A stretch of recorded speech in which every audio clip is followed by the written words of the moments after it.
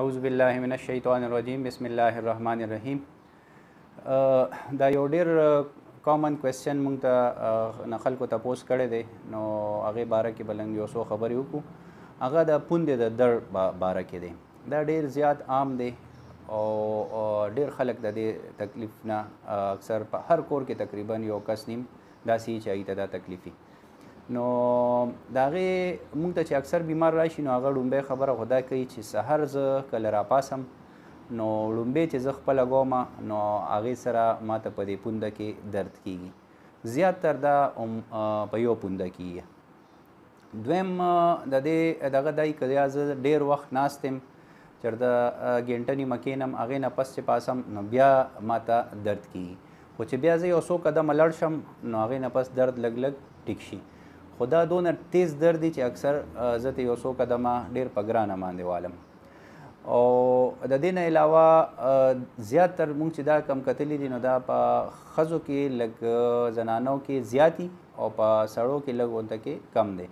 خو ما چې خپل پریکټس کې څونه وکته نو د دې کې زیات هغه خلکو کې کیږي چې د چا د ولاړې کار ډېري او هغې کې زیاتتر داسې چې فرض که ډاکټران دي په هغې کې هم کېږي چې څوک په اپریشن تیټر کې اکثر ولاړي په یو ځای باندې چې ولاړي ګرځېدل والا دغه نه که ګرځي نو هغه څه دونه فرق نه کوي، خو چې په یو ځای باندې ډېر ټایم لپاره د چا ولاړی داسې کاري یا زنانۍ هغې په کچن کې ډېر وخت ولاړي او کار کوي نو په هغې کې مونږ کتلي دي. د دې زیاته مین وجه چې ده نو هغه لکه کم چې زمونږ دا پونده ده په دې کې چې لاندې یو پټه ده چې هغې ته مونږ پلانټر فیشیا وایو.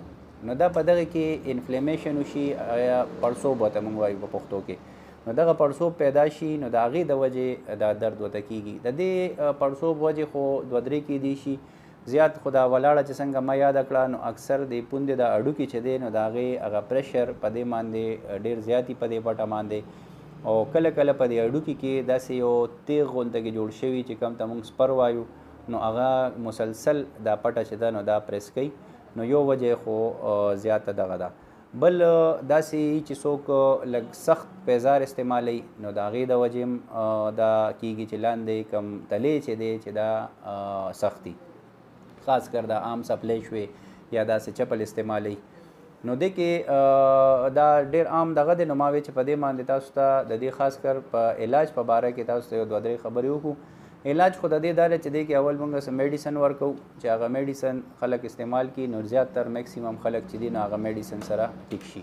خو که فرض که څوک د چا هغې سره فرق ونه شي نو بیا دې پونده کې ورته مونږ انجکشن ولګو نو بیا هغې سره هم لکه زیاتتر خلک ټیک شي. خو دې کې یو دوه درې خبرې هغه زیاتې ضروري دي. اکثر خلک وایي چې ما خو انجکشن لګولې ده او هغې سره زه ټیک وم خو بیا ما ته یو میاشت یوه نیمه پس یا دوه میاشتې پس دوباره درد شروع شو. نو دې کې خلک یو غلطي کوي. هغه غلطي دا ده چې مونږ اکثر پوه کړو چې ته به پیزار ډېر نرم استعمالی یا بوټ استعمالوه چې د هغې کم لاندې تلې دی چې هغه ډېر نرم وي. او که فرض که دغه نرم ورته میلو نه شي یا نه نو بیا دې په خپل بوټ کې سافت هیل پیډ ورته مونږ وایو نو هغه په بازار کې ملاویږي نو هغه خلک په بوټ کې دننه ځان ته کیدي نو هغه هغې سره بیا دا چونکې په دې پوند دا کم پټه ده نو په دې باندې بیا پریشر ډېر نی. نو د دې لږ خیال ساتل پکار دي که فرض که تاسو انجکشن هم ولګوئ نو د هغې نه پس به تاسو شپږ اته میاشتې یا کال پورې بیا هم نرم پیزار استعمالوئ مسلسل چې په هغې باندې چې ستاسو دا کومه پلانټر فیشیا ده چې په دې باندې پریشر ډېر نی. تھینک یو ویری مچ.